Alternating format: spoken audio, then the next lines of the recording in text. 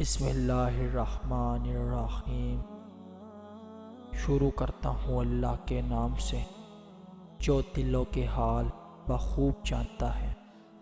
تمام ناظرین کو عثمان وائس چینل پہ دل کی اتھا گہرائیوں سے خوش آمدید اور محبتوں بھرا السلام علیکم۔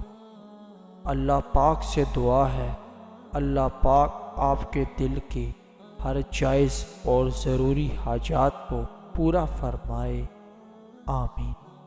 مردے کیسے تصدیق کرتے ہیں کہ وہ مر چکے ہیں؟ مردہ شخص کو یہ احساس نہیں ہوتا کہ وہ شروع میں مر گیا۔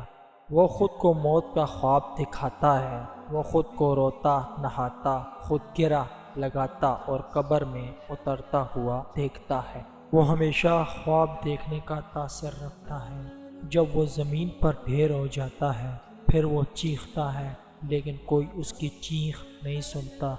بعد میں جب ہر کوئی منتشر ہو جاتا ہے اور زمین کے اندر تنہا رہ جاتا ہے، اللہ اس کی روح کو بحال کرتا ہے۔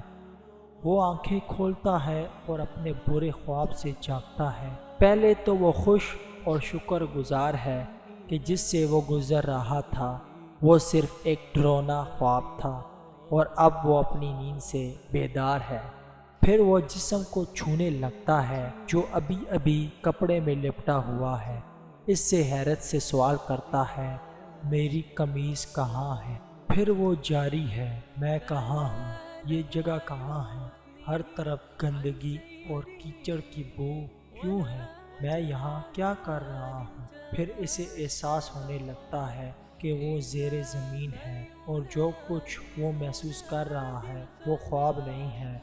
ہاں، اسے احساس ہوا کہ وہ واقعی مر گیا ہے۔ وہ ہر ممکن حد تک زور سے چیختا ہے، پکارتا ہے اس کے رشتہ دار جو اس کے مطابق اسے بچا سکتے تھے، رزاق، عبداللہ، ختیجہ، عائشہ، عثمان، آدم۔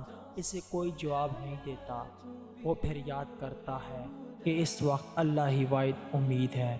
وہ اس کے لیے روتا ہے اور اس سے معافی مانگتے ہوئے اس سے التجا کرتا ہے، یا اللہ مجھے معاف کر دے، یا اللہ۔